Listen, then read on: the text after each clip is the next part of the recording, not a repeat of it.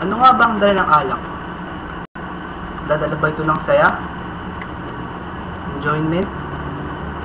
O libog? Siguro, pwede rin siguro na nagiging pacifier para sa mga tao na sasaktan. Bakit pacifier? Kasi, isipin mo, di ba naging typical na rin kapag nasasaktan ng isang tao, umiinom na lang para doon makalimutan. Pero hindi naman talaga nakakalimutan, parang kagaguhan lang. Parang pang ginagawa ko.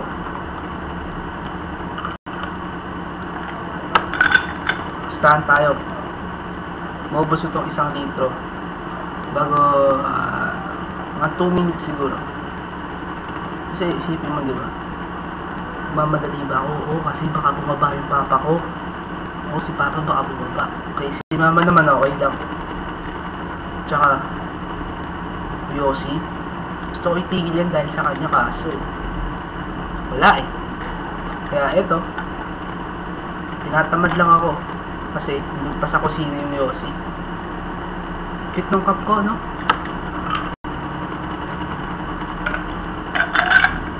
Tsaka isa pa, sabi ng mga tropa ko, iinom mo na lang yun pare, kaso bawal ako sa summer pa, may maintenance akong gamot eh. Sabi ko naman, sige lang, makakahintay naman yung alak. Parang ako, naghintay ako. Lahat naman siguro tututo maghintay, di ba? Kaso lang, di ba, naghihintay in vain, walang nangyayari. Siguro parang sinabi nila ng Diyos, sige mag-practice ka para pag naghintay ka later, sanay ka na, hindi ka na masyado masasaktan.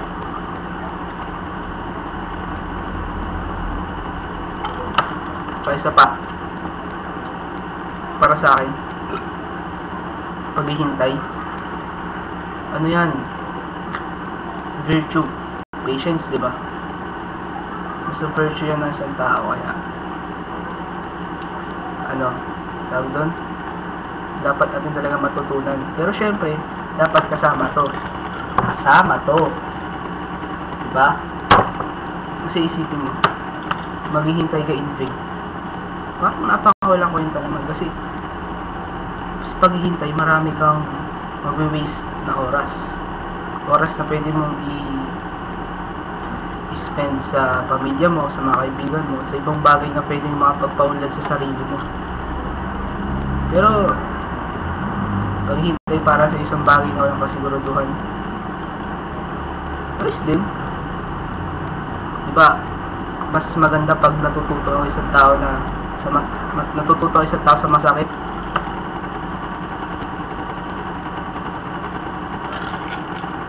Kasi pagkatapos nun, parang nagdagdagan na yung skill sa paghihintay. So, balik tayo sa alak. Ano ba masarap sa alak? Wala, diba? Hindi pa ako lasing.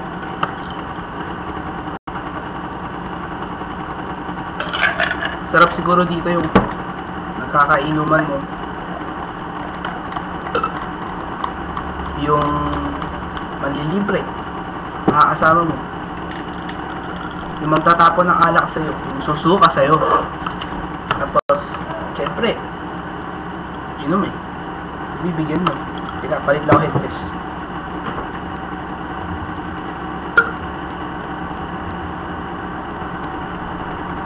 Yan, parang cute. Yan. Pansin mo ba na ano, para akong gago dito. Ganito ako, tapos nakahubad ako. Diba? Ayan. Para sa akin gamot tong beer eh. Mawawala yung ubo ko pagkatapos ko uminom.